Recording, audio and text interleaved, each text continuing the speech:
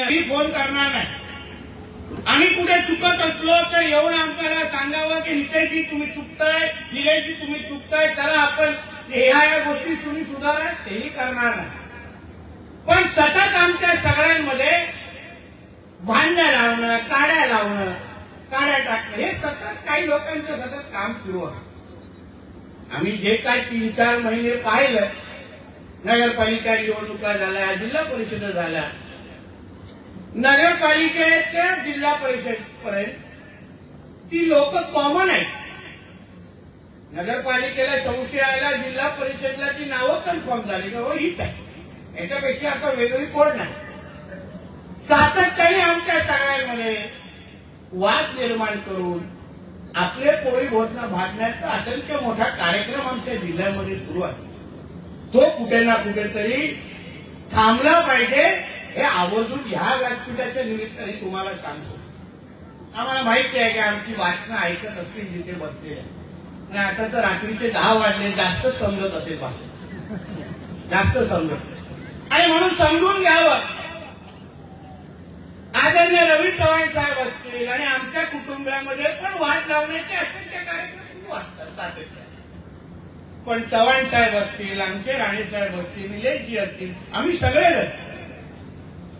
चव्हाण साहेब हा मनाने अतिशय स्वच्छ माणूस. भारतीय जनता पक्ष शिवाय त्यांना काही दुसरं कळत नाही, तर पक्षाची निष्ठावान असलेले ते आहे. आणि मग त्यांच्या आणि आमच्यामध्ये सतत दरी निर्माण करण्याचं काम, त्यांच्या आणि निलेश साहेबांमध्ये सतत दरी निर्माण करण्याचं काम, आणि त्यांच्या आणि राणे साहेबांमध्ये सतत निर्मित करण्याचं काम जे काही जण करतायत ते वेळेत थांबवावं हे आवर्जून ह्या निमित्ताने मी सांगितलं. आवर्जून असंख्य व्यासपीठावर बसलेल्या लोकांना चांगलं माहिती आहे मी काय बोलतो, आणि मुद्दामून हा विषय छेडला पण आहे. कारण आम्हाला सगळ्यांना आम्हाला काम करायचं, आता विकास करायचा. सन्मान्य राणे साहेबांकडे आमच्याकडून फार अपेक्षा आहे.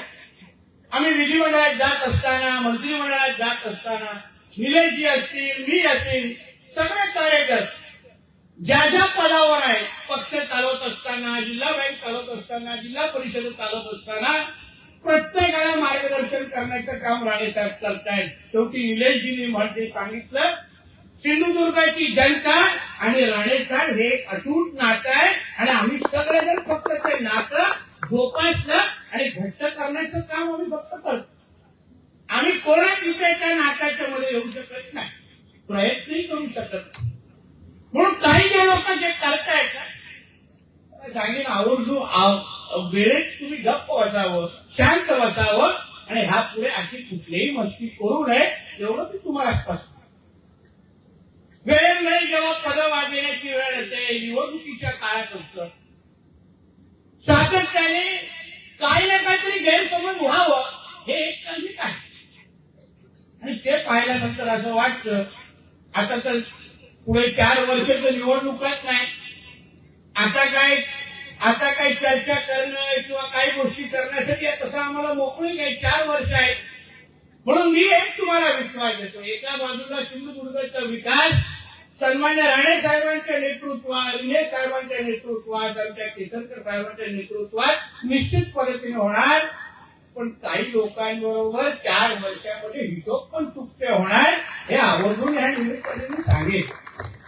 आवर्जून का कणकवलीच्या नगरपालिकेच्या निमित्ताने मला तसं निवडणूक हारायला बिलकुल आवडत नाही, मी हारत पण नाही.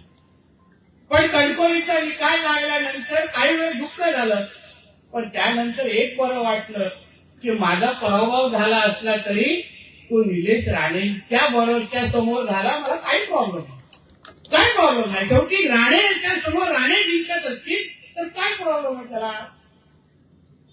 आणि आमच्या विरोधात एवढे कमकुवत आहे की आता आम्हाला अगर पराभूत करायचं असेल तर त्यांना